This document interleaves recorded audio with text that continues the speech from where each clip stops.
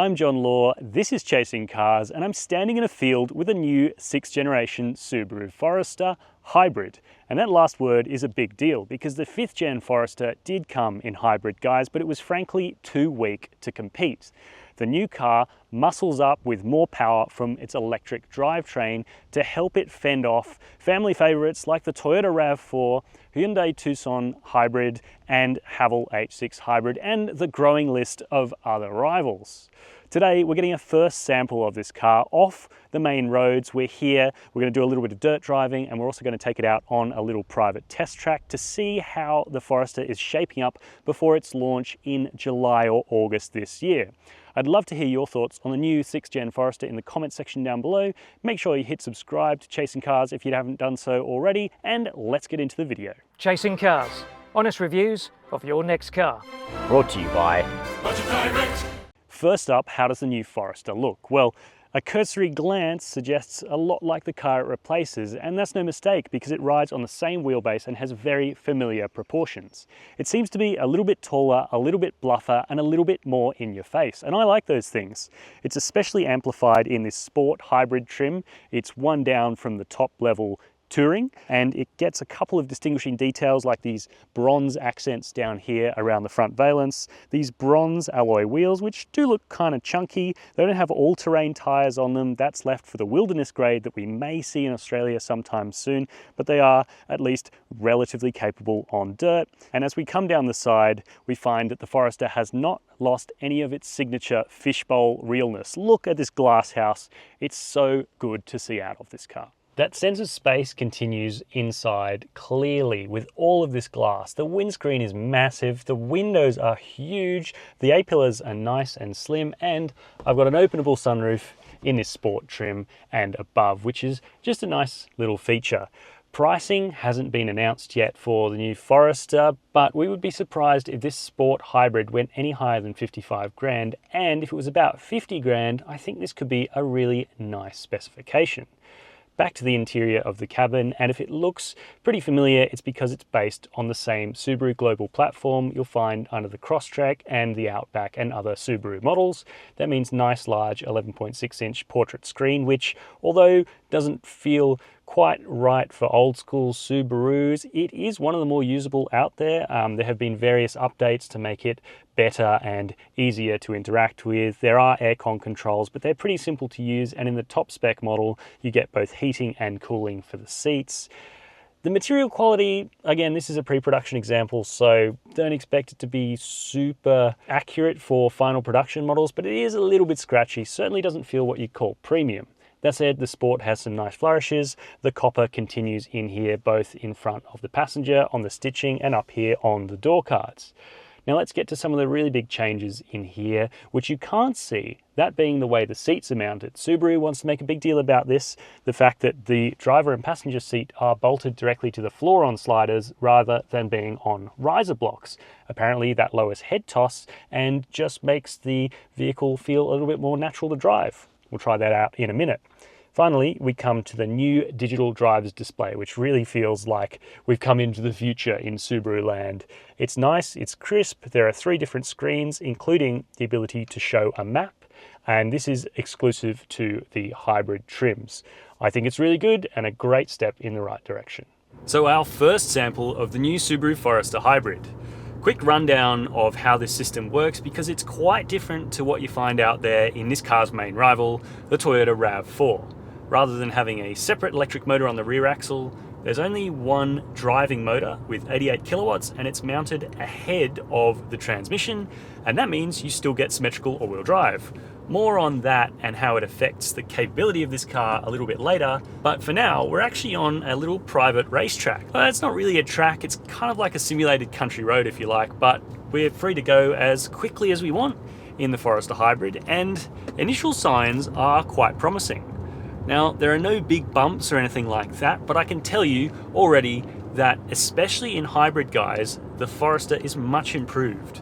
It's got a heavier feeling to the steering system and a general solidity to this car that was a little bit absent in the car that came before. It always felt a bit flimsy and a bit light, and funnily enough, the petrol car still feels like that, but this has quite a different suspension tune, this pre-production hybrid, which seems to have a much firmer front end and better cornering support.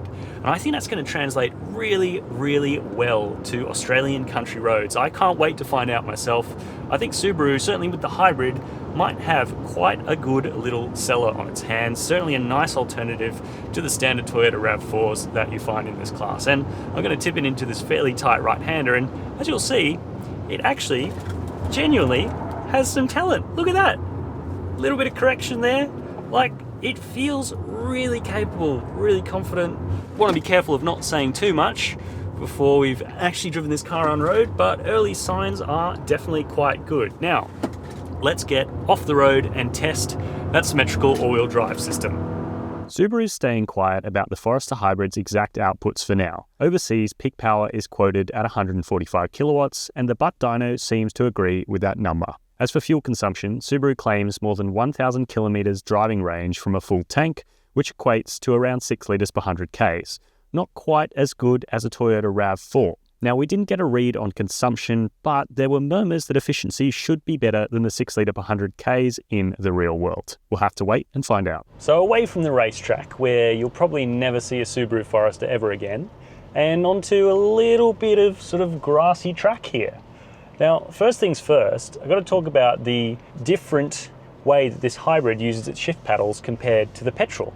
Now, instead of being even simulated ratios via the CVT, although they sort of are, you've got 8 ratios and you can flick through them and they give you different levels of engine braking, which is interesting and does seem to work on road to make it feel a bit more like a natural petrol car as opposed to a hybrid vehicle. I don't think it's exactly my bag, but I can understand why it would feel nice and friendly to someone who hadn't driven a hybrid car or an electric or a plug-in hybrid before in their lives. Now, tackling a little bit of pretty light but challenging enough off-roading, going through this little creek crossing which will exercise the approach and departure angle of the Forester, which we don't know, but it is pretty impressive. The Sport has couple of garnishes to protect any gubbins there, but the really impressive thing is the X mode all-wheel drive. Now I'm just going to pause on this hill and say that because unlike Toyota's RAV4 hybrid system, the Subaru Forester sends all its power into a transmission which then is distributed to 4 wheels via its symmetrical all-wheel drive system, it should be a bit more capable off-road. So I'm on a steep and muddy little bank and I'm just going to tickle it up in normal mode and see what happens. And it does pretty well. But pause again, and the grip is great.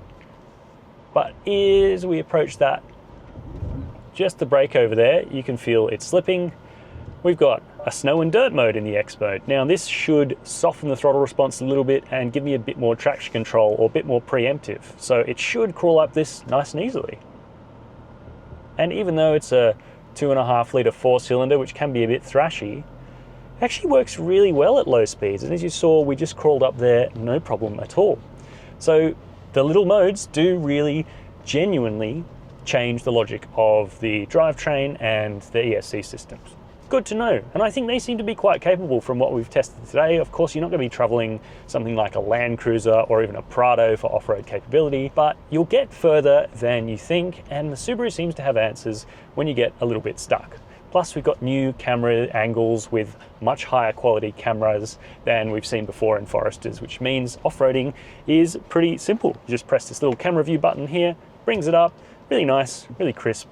And one of the Forester's other really quite good systems is the standard hill descent control. It's great. If you're doing under 30 k's an hour, you don't need to press any buttons to activate it beyond be in snow and dirt or deep snow and mud mode.